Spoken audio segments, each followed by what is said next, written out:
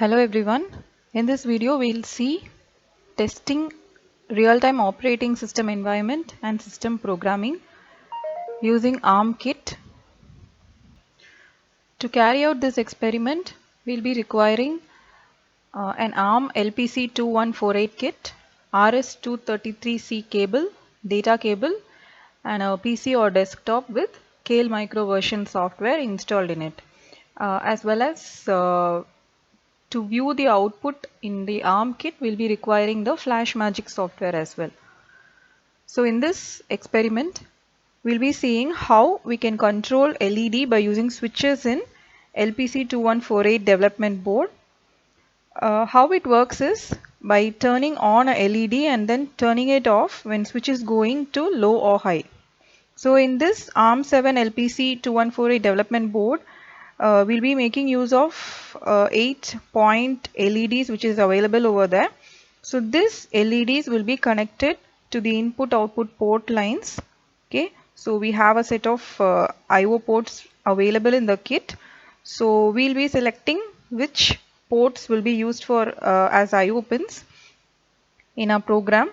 According to that, we'll be making the LED to glow by switching it on. Okay, so let's see how this can be implemented using the Keil Micro version software. So to execute the code, we'll be opening the Keil Micro version software.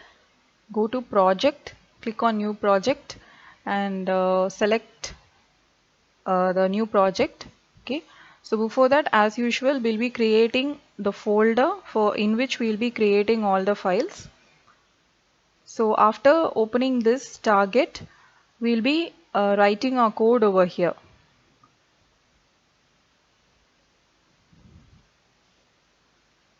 So this is the code to switch LED on ARM kit. Okay, so here you can see this IODI R1. It is actually assigning the direction for the IO pins. Okay, so here each position corresponds to 4 bits. So this actually assigns pins 24 to 31, that is P1.24 to P1.31 on the ARM7 kit. Okay, so next inside this while statement you can see that we are assigning the port values. Okay, the LED ports or the LED pins which will be glowing whenever the input is going high. Okay, so initially when we are actually switching on the ARM kit board, by default all the values will be high. So that is why we have set value is equal to IO pin 1 by the default value, that is high value. It will be FFFFF. Okay, so then we are doing the AND statement over here, and in this IO pin 1, here we are actually shifting the whatever contents are there in this variable value by 8 bits. Okay, so we already saw that one position corresponds to 4 bits. Okay, so in that case here will be the value over here. Okay, it will be shifted by 8 bits. Because of that, we will be getting IO pin 1 as 0xFF and remaining bits will be 0. Okay, so using this while statement, what it actually does is it actually makes the LED on. Okay, so that is the work. So whenever it is whenever we are giving a high value, so the LED will be glowing. So now let us see how we can actually implement this into the kit. So now we have written the code. Now we'll be saving it. Okay, we'll be saving it using .c as a .c file. Now let's see how we are saving it and including it into the source group.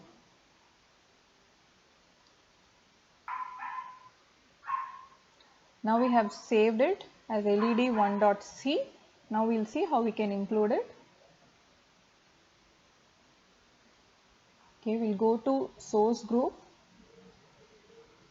right click on that and we'll give add files to group.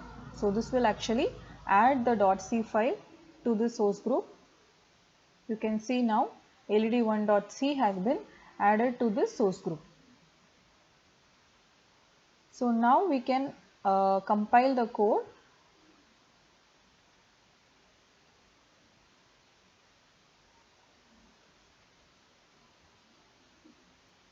To compile the code, we'll go to project and build.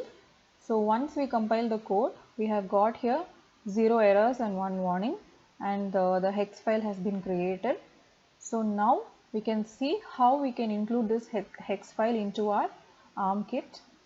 So for that, we'll open FlashMagick software and include the hex file over there.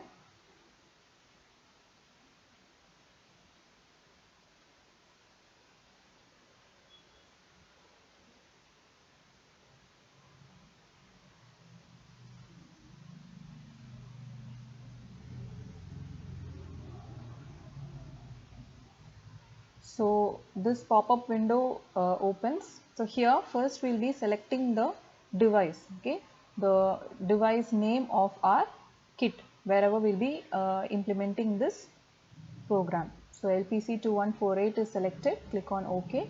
Then the communication port, we are selecting it as COM1, and the baud rate we are selecting it as 19200. Interface is none. Then the oscillator frequency we are selecting it as 12. Okay. Then erase blocks using that checkbox is selected. So after selecting all those things, now we are going to browse the hex file and keep it over here so that we can program it into our kit. So now we'll click on start.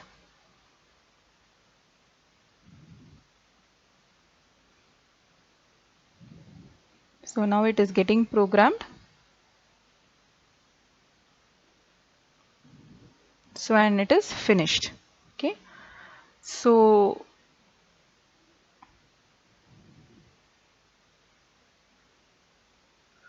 while programming, we'll just need to keep one thing in mind.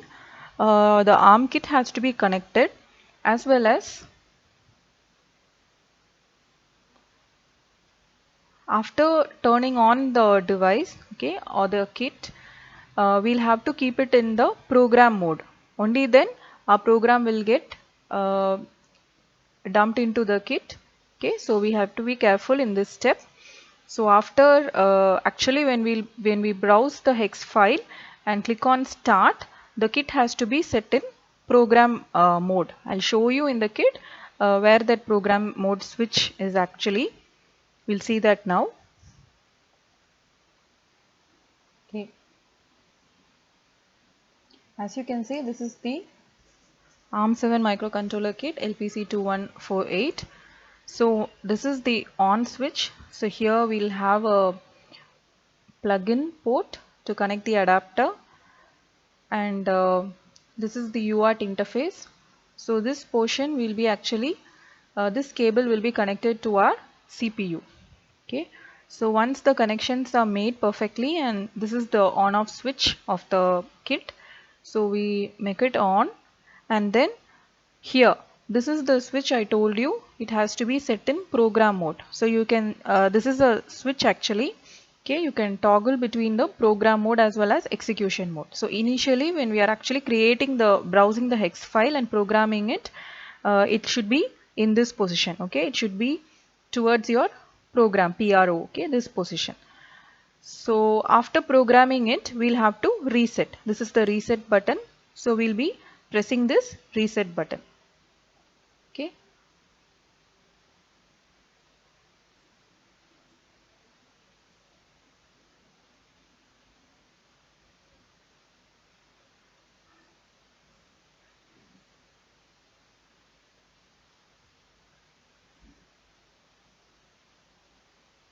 So you can see the on off switch over here, and this is the switch to toggle between your program and execution. This is the reset switch. So now these are the IO pins. Okay, you can see the jumper cable is connected from P124 to P131. Okay, you can remember that FF there over there in the code. Alright, so these are connected to the 8 LED pins, 1 to 8. Okay, so whenever these switches are actually turned on, okay, turned on meaning whenever it is in high state, it will be, the LEDs will glow. Okay, it will be in on state. So thus we have executed and implemented the switch LED using ARM kit.